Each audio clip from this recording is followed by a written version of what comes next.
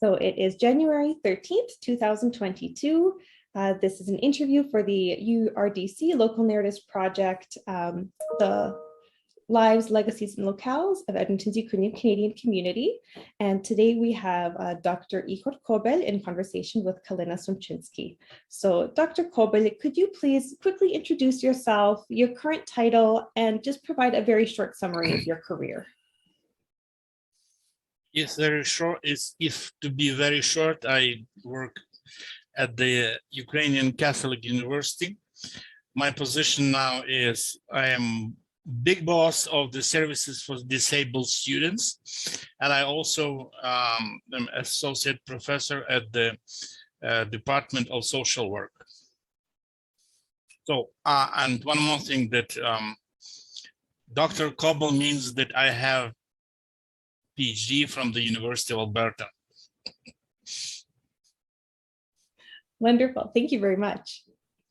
So to begin this chapter on Dr. Rahman Petryshyn, could you please tell us how you met Dr. Rahman Petryshyn and what was your first impression of him? It was not me, but my relatives who first met Rahman in 1997. My sister, who and her family emigrated to Edmonton 10 years before, they wanted to help me somehow in my work in Ukraine. At that time, I was working with deaf children and the Lviv School for the Deaf Children. So they contacted Rahman and asked him to help me to come to Alberta School for the Deaf and to explore how deaf children study in Alberta. So firstly, he didn't understand what it was going about, what the matter was, but later on, one more meeting and he understood, and his only question was, okay, I will sponsor this visit, but are you sure that when Ihor comes here, he will go back to Ukraine? Because if he doesn't go back to Ukraine, I might have some problems with my next visitors whom I am going to sponsor. So when I came, it was 1998, and I was supposed to spend 5 months at Alberta School for the Deaf, and it was incredible experience and helped to thanking to Rahman, I got that experience, and I really spent 5 months there. During those 5 months, I didn't have many chances to contact Rahman, but then after finishing my I would say internship, he came to the Alberta School for the Deaf, and it was a huge occasion at the school because they made day off, and it was called Ukrainian Cultural Day. And so the whole day we were talking about Ukraine, about deaf education, about all other things. There were present people from Ukrainian community, some seniors, and Rahman was so impressed that next day, then he invited me to come next day to the office and told me, listen, I will extend your visa for another 5 months, but let's start doing some projects.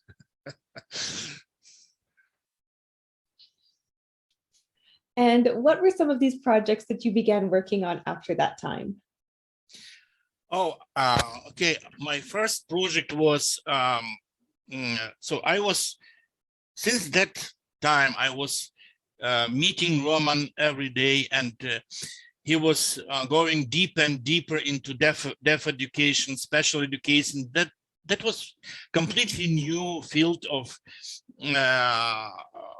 activities for him, because before that he had made several big projects with Ukraine, like with farmers,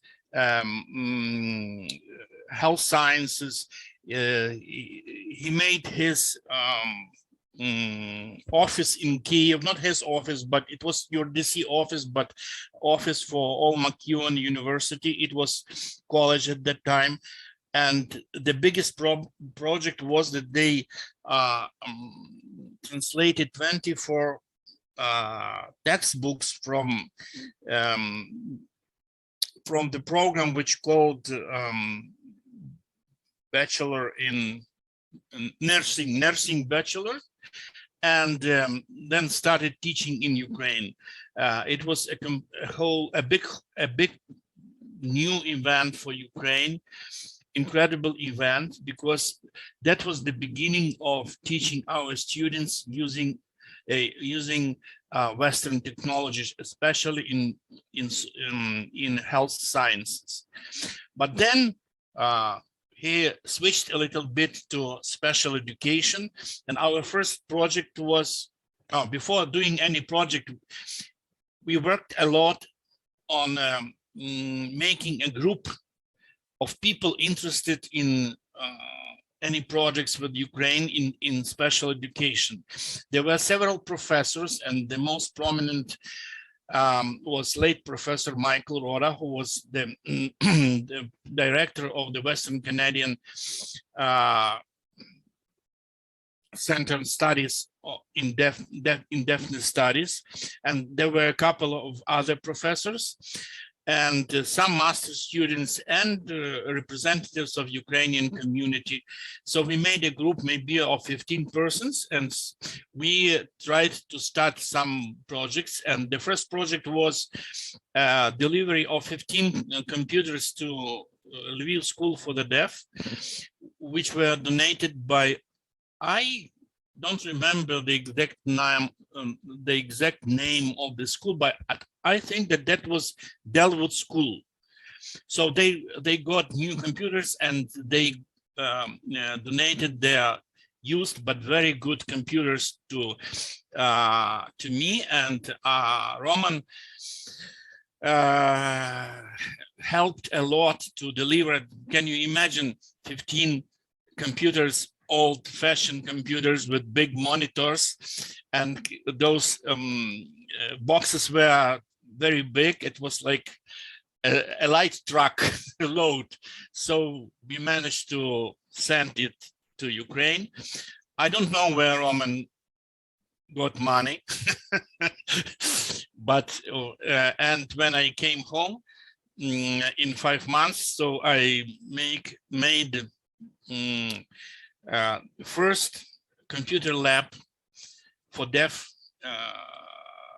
children in Ukraine. At that time, we used to have 48 special boarding schools, and only Lviv School for the Deaf was the first to get some computers. At that time, computer labs were a big miracle for like secondary school, any secondary school, you know, but this special school was the first to have this computer lab. So, and then we understood with Rahman that we can do a little bit more, and with the help with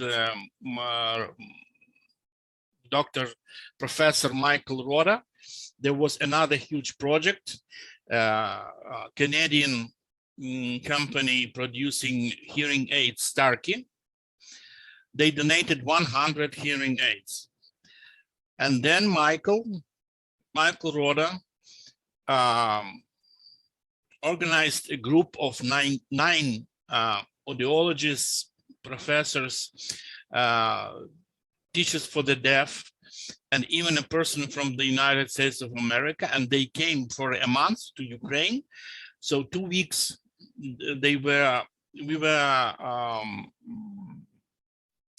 installing those hearing aids with deaf children who came from 4 different regions from Ukraine, and later on, for 2 weeks, we had a kind of big training in the Crimea, which now belongs, unfortunately, which is occupied by Russia. So that was the second project, and there were several more projects, but starting from that first, it was called scientific institute on deafness, but later on we started calling it like summer school on sign language and deaf culture.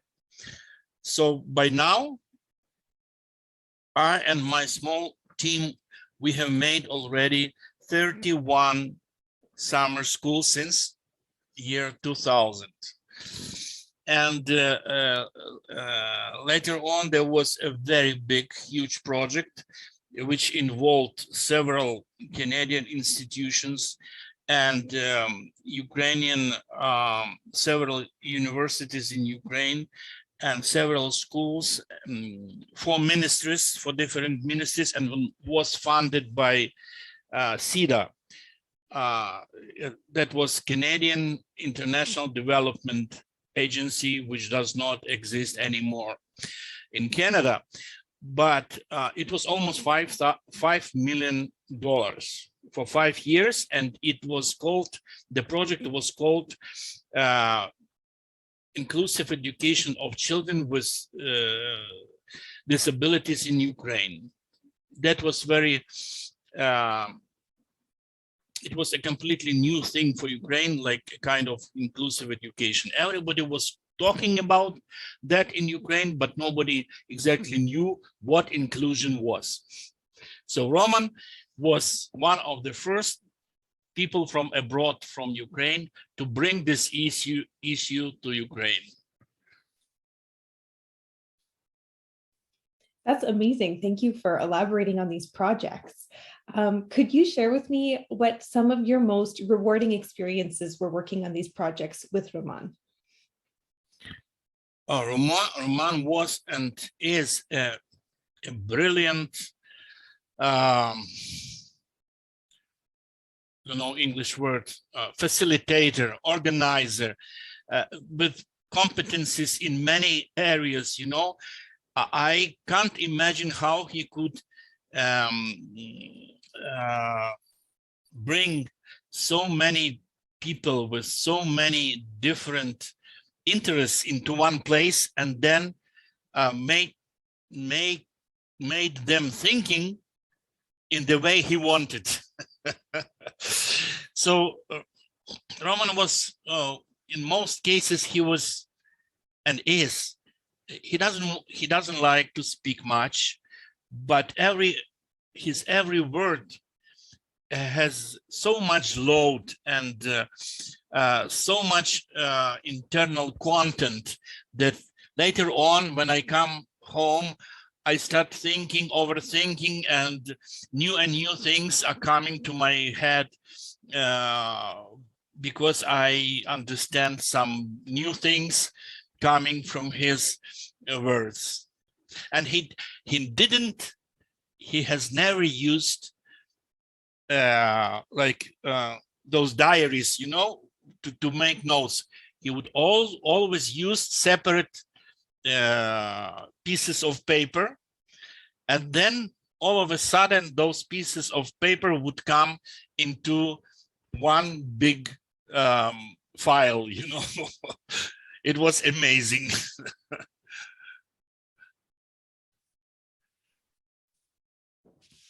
And how would you describe, through this process of working together on these projects, how would you describe the relationship that developed between the two of you? Is it collegial, a friendship? First of all, relationships were very professional.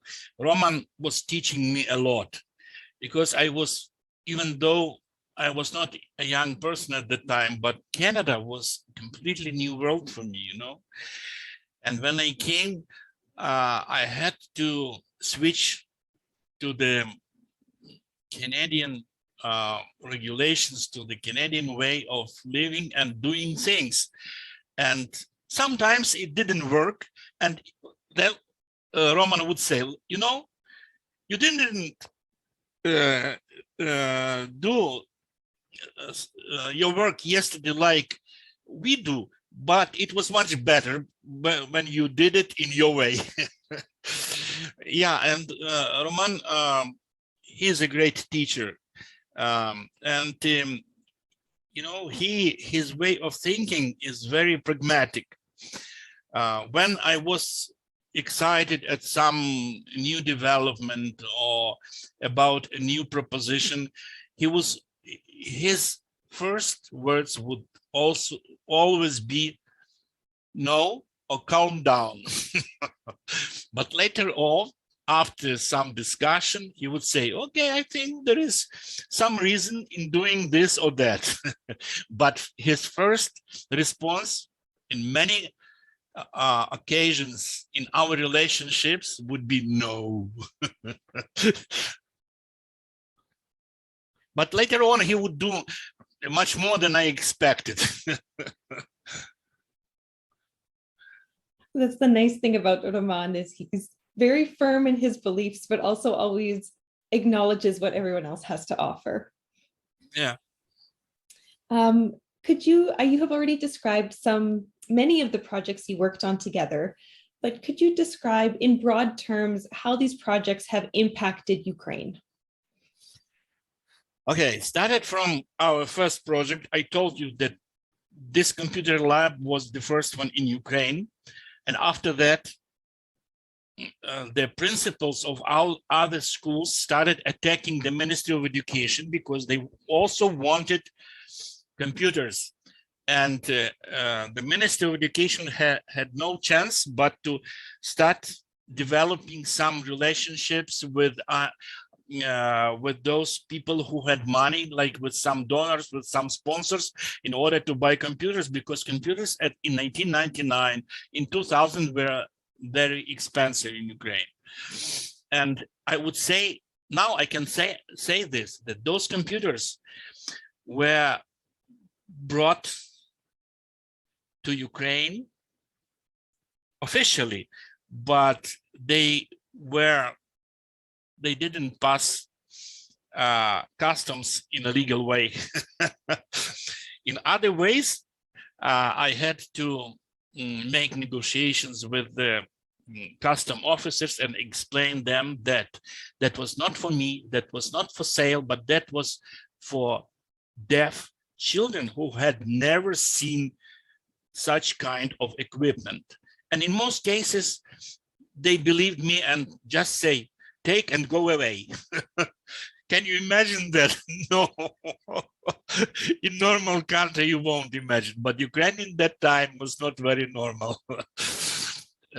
Yeah, and so another thing is that that project on Ukrainian Sign Language, when I came to Canada in 1998 and spent some time, for the first time in my life, I read some information which was not available in Ukraine about Ukrainian Sign Language, because in Ukraine, we did use some signing, but that was not using sign language as a complete language, because at that time, Ukrainian Sign Language actually did not exist in the opinion, in the vision of the academicians, and even in the system of education. It was called like mimics, something like that, you know, and it was prohibited to be used officially in schools for the deaf.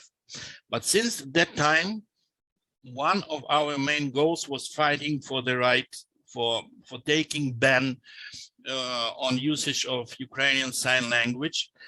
And so we got our victory, because 2 years ago, there was a final full stop in this fight, and a new law was adopted, which is called the Law on Functioning of Ukrainian language as official language. And article number 4 is completely about Ukrainian Sign Language. And it was noted that Ukrainian Sign Language is not only language as communication, but also language for education. And now more and more people, deaf people, can get into higher education. And I have been working a lot in this field in this area too, to let more and more deaf people to use this, I would say, elevator in their life, and then they come back working to deaf community and become role models for the rest of the community. And the last project, this huge project on inclusive education, it had great impact on the system of education. Actually, it gave an impulse for changes in the whole system. And the system started moving from segregation to inclusion. And just in case somebody who listens isn't familiar, could you describe what that move from segregation to inclusion meant for students?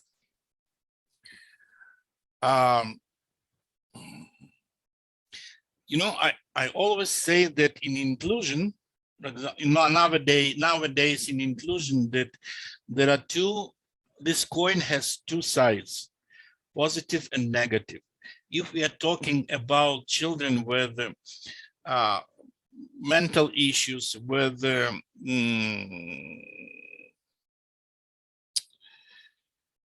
low intellect, low intelligence, inclusion is perfect for them. But when we are talking about deaf and blind children, so we have to take care, because when a deaf child goes to the school, to a mainstream school, there will be no chance to learn sign language. And for a blind child, there will be no chance to learn Braille, you know. So this has to be very balanced, not like our functionaries from the Ministry of Education and on local levels, they like inclusion very much. Why? Because they can shut down all special schools, you know, and they think that they can save money, but they are not thinking about children, every child. Inclusion, I have always been fighting in Ukraine not to treat inclusion from the point of rights of children, but from the point of individual requests of any child. You know, you can put this child to the village school and forget about, and then what the result will be about that. So we had a lot of discussions in the framework of that project, and opinions were different, but Rahman was always listening, and then after the end of the discussion, he would say to me, Ihor, you have to act as your heart tells you, you know. That's very good advice, and something that is emblematic of how Rahman led all his projects, to lead with your heart. Could you discuss one of the more recent projects that you've worked on with Rahman that you mentioned works with displaced people from Donbass and Crimea who are struggling with PTSD? Yeah, that was project with URDC. Rahman at that time was retiring, and Yuri Konkin was leading that project. Or maybe Rahman was present at that time, but he shifted the responsibility for this project to Yuri Konkin. That was very, very interesting and very important project. And we were working with deaf people from different regions of Ukraine, because those deaf people who left occupied territories, they just didn't go to one place. They just were disseminated all over Ukraine. And I am very thankful to the Ternopil Medical University and Ukrainian Society for the Deaf that we were cooperating and partnering in this project. And the result of that project was like a kind of a manual, and manual was written in text, and another thing was like DVD disc of terminology in Ukrainian Sign Language, which was with the aim to help sign language interpreters who were working all over Ukraine in the system of Ukrainian Society for the Deaf, to have just I would say like a kind of vocabulary, of right terminology, because every word was discussed by high professionals in our project, and then it was just put on video. So there was no use to invent any new signs for the things that didn't have their sign at that time. And I can imagine that that's very important in such a challenging context as people being displaced during the time of war. Yeah. Are there any additional stories that you'd like to share about these projects that you've worked on with Rahman and URDC throughout the years? There were some funny stories. I would say funny because when those computers came to Ukraine, I just put them in the storage at the school, went to the principal and said, listen, give me a classroom. I want to make a computer lab. And he said, let's go on the tour of our school. And we explored all three levels, and there were no free room. And he told me, do you see this, the end of this hallway? You can make a wall, remove the washroom and make a washroom in another place, and then there will be. He was joking, but I told Roman about this idea, and he immediately in 2 or 3 days he called me and say, I want to have estimation of that building of building a new classroom.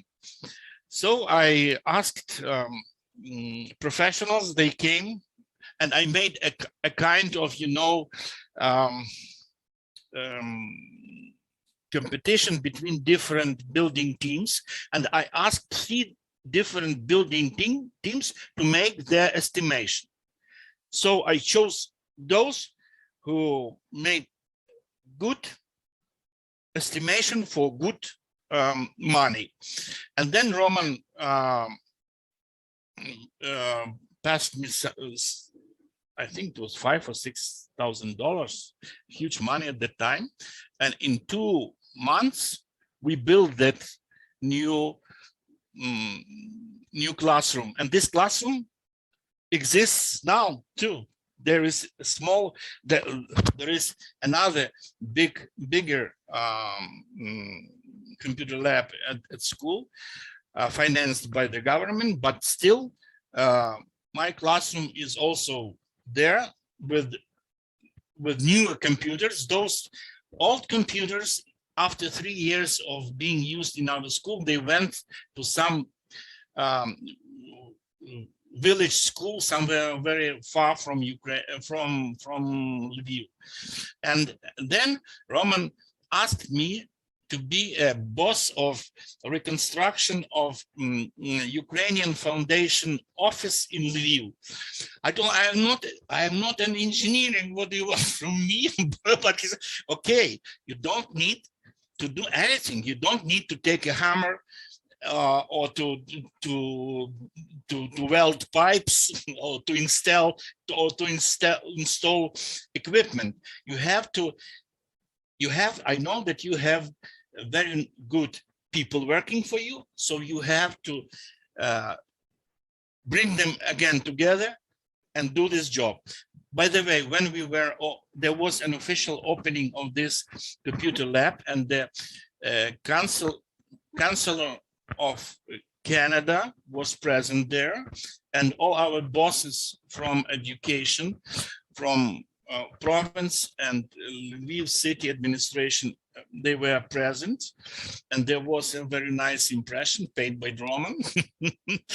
So that was a very good chance to attract attention of authorities to the problems of deaf students.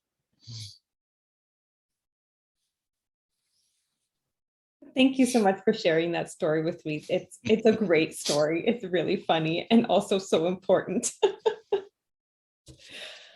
So if you could summarize Rahman in 3 or 4 words, what words would you use and why? And you can say them in English or Ukrainian.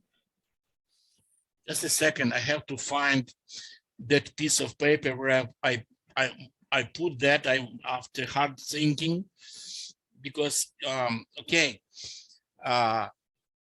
in English it's devotion, and in Ukrainian it's відданість, благочестя, прихильність, then loyalty, again відданість, again вірність, one more word, loyalність. So when he starts doing something, when he starts doing things with you, he will always help you and support you. And fidelity, again, відданість, but also precise,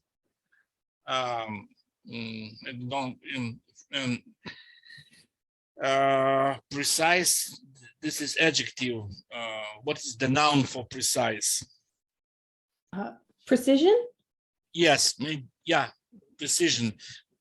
He likes very precise wording, which excludes any misunderstanding of meanings, you know? So later on, all things, all misunderstandings are excluded. So devotion, loyalty, and fidelity. Wonderful, thank you. And to conclude our interview today, is there anything else you would like to add about Rahman, some projects you've worked on together, anything you've learned from? No, we were just talking only about projects and professional things, but there is a lot of stuff like interpersonal communication and interpersonal, I would say, friendship. I am very grateful to him and to his wife, Marusia. Marusia helped me a lot when I came to study. Thanks to efforts of Michael Roda and Rahman, I came to study at the master's degree at the Faculty of Education, U of A, in 2001. And I didn't have a clue how the process looks like, what they want from me. I didn't understand many tasks, and it was not because I was stupid, because I hadn't been taught that in Ukraine. Even I already had 2 higher education from Ukrainian universities, and Marusia helped me a lot. He helped me to fill in first application, and it was successful for education, small application, then bigger applications came, and she also always was consulting me how to do that stuff. And during my last year of education, I didn't have a place where to sit because I had only students of doctorate level were allowed to have office only for half years. And I need more time because I had some big health problems, and I had to make some break in my education. So Marusia talked to the queues, and they provided me one of the best rooms you can imagine. I had a view to the world, to the green grass, and I could use the printer, I could use all the equipment, and that was a huge support, because I can stay there as long as I wanted. I mean, not only in during day long, you know, like I could come anytime, I could leave anytime. There was no any guard that would ask me, why do you stay so long at night? And then when I was writing my PhD thesis, Marusia was the first person to read every page. And it was English, Czech, then it was personal advice, and that it was like, you know, female advice, because at that time we didn't think a lot in Ukraine about what we call now feminism, or like equal rights of women, you know. But so, and she taught me a lot in that direction too. And I always knew that Rahman and Marusia are my probably best friends in Canada. Without Rahman, and Marusia, it was impossible to complete my education. Absolutely. So I am very grateful to both of them. Thank you so much for sharing that story with me. It really adds a lot to this interview, and is really special that you were able to have that relationship together. If there's nothing else you'd like to add, we can conclude our recording today. I can give you one last opportunity if there's anything else you'd like to include in this interview. When Rahman, you know, he was working in Ukraine with many people in several regions in Ukraine. And I know those people, and all of them just admired Rahman, his way of doing things, his way of communication, his way of being human being, you know, I would say like that. So thank you, Rahman. Thank you, Marusia. Excellent. And thank you, Dr. Kobel. This is excellent. Oh, by the way, our last project, not with Rahman, but with URDC now, is still going on. We are publishing a book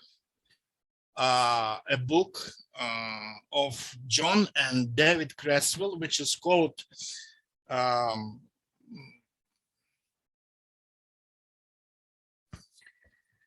Research Methods, Qualitative, Quantitative, and Mixed Methods.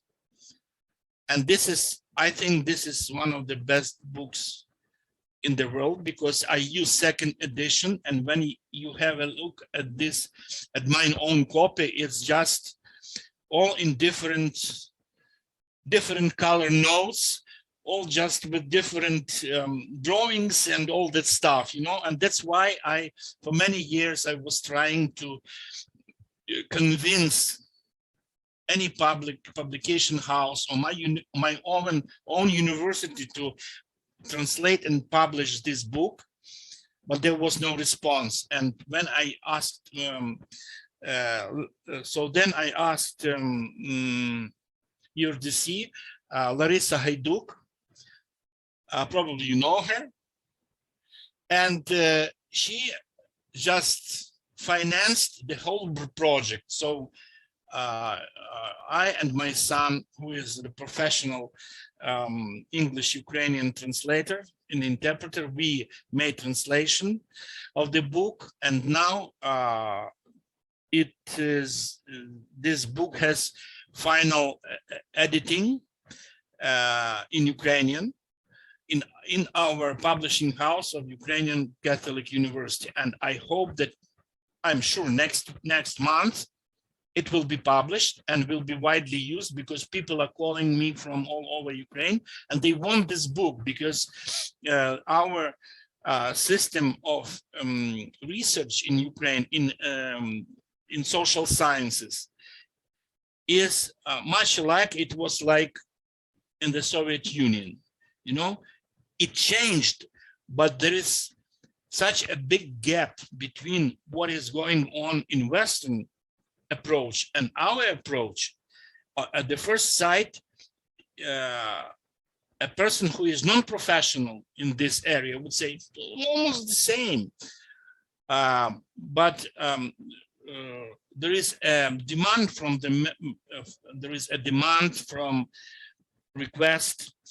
demand, I would say, from the Ministry of Education that every PhD student and every professor should publish at least one article in the Western journal. How can you publish if you don't know how to write? And you cannot write because you don't know how to do research. So then you can, based on this research, write a good article, send, and then you will start this process of exchange with the editor, and then it will be published. So the way out is now that you just find any journal, you pay money and forget. They will, and then you can report that you have another printed article in the West, but actually it has no sense for me.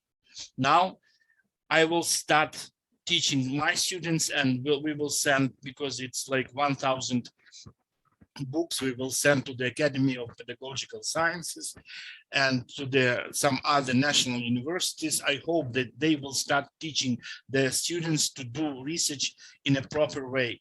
I mean in the that way that will allow to be published and will be that other people in other countries will be able to read it and understand in a correct way.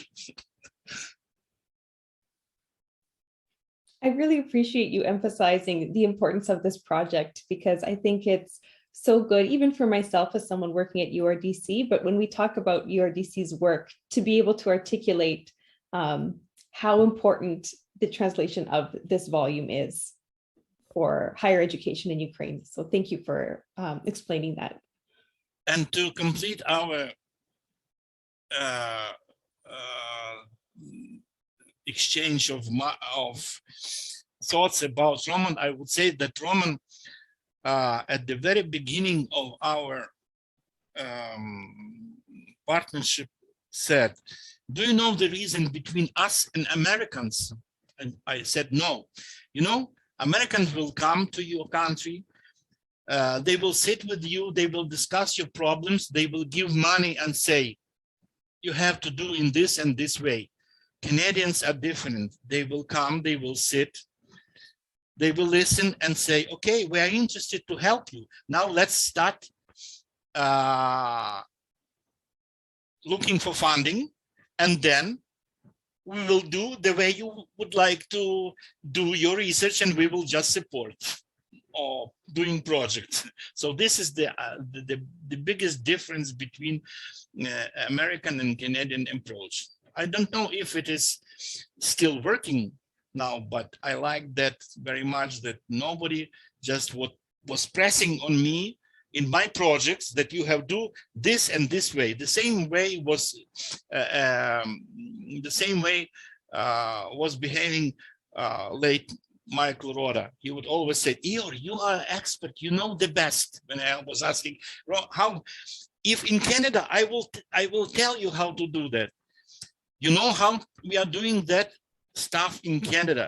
So don't ask me how to do in Ukraine. You have to teach me how to do things in Ukraine. And that is so important, because it's just so important.